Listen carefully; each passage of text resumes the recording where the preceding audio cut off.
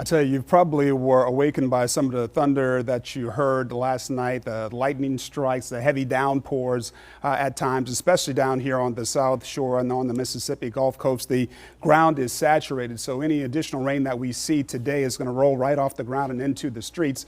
And hopefully it won't be at any tremendous rate. There's lots of moisture over our heads right now. And behind that frontal boundary is some very dry air. The question is how far that frontal boundary will make it through southeast Louisiana today, and it looks like the answer may be not too far. Here's a look at the current radar picture. As you can see, if you're on the North Shore, not too much happening there in terms of rainfall. You've got some light pockets of rainfall, but not much. It's down here on the South Shore, the Mississippi Gulf Coast, where we've seen most of the rainfall during the overnight hours and this morning as well. And you can see some of that rainfall kind of redeveloping and making its way back into the South Shore. Some pockets of some pretty heavy rainfall are moving across the South Shore once again this morning, and we may see that on and off throughout the afternoon as well. So the flash flood watch is with us until midnight on Friday, and that includes all of us across southeast Louisiana and the Mississippi Gulf Coast as well. We've got the flood advisory that's in effect for parts of St. Tammany Parish, for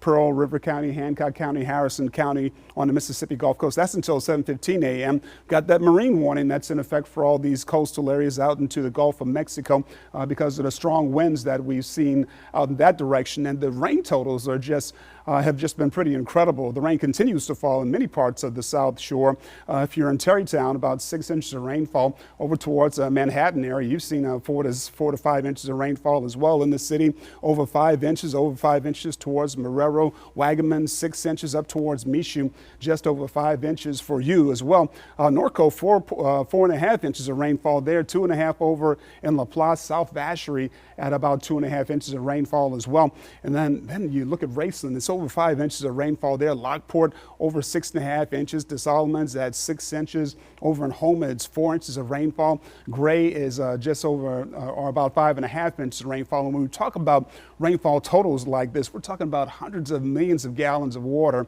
that has fallen from the sky and landed on you all in Galliano at 6 inches there. Golden Meadow at 5.2.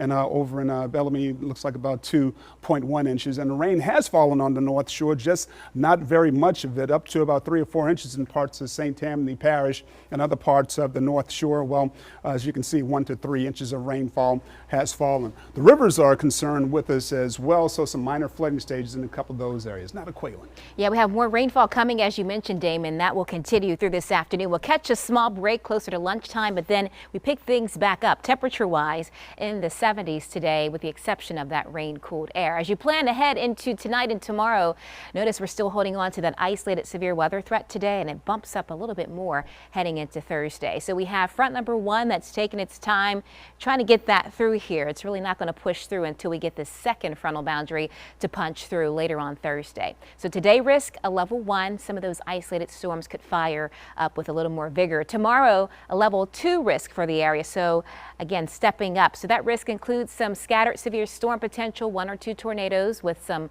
strong wind damage potential, and we could see some larger hail developing. Let's talk about the break we're going to see today. Closer to lunchtime, still some lingering showers and storms for a small time, and then we start to pick back up the coverage this afternoon into evening. After midnight, I think we'll start to see a bit of a break. Certainly not as wet to start tomorrow morning, thankfully, but what that does is give the atmosphere time to recover. And if we see some sunshine breaking out, that could enhance our threat for severe storms. By tomorrow afternoon, this is 2 o'clock, we're going to watch that line start punching in along I-55. It will continue pushing in and through the metro area. We're drying out by Thursday night and Friday behind that frontal boundary. Right now, looking at temperatures mainly in the 60s, 62 at the airport. It's still breezy out there, 21 miles per hour, 58 degrees right now in Bogalusa, 57 right now in Hammond, and 60s on the South Shore. So mid-80s to mid-70s today, right around 80 tomorrow. Behind the front, we don't really cool down Friday, upper 70s, but at least we'll be dry. One more dry day Saturday. We're warmer. Our next front comes through Sunday with scattered storms. We cool down Monday down to around 70 for the high, and then back to 80 degrees on Tuesday. So pushing through the next 24 to 48 hours.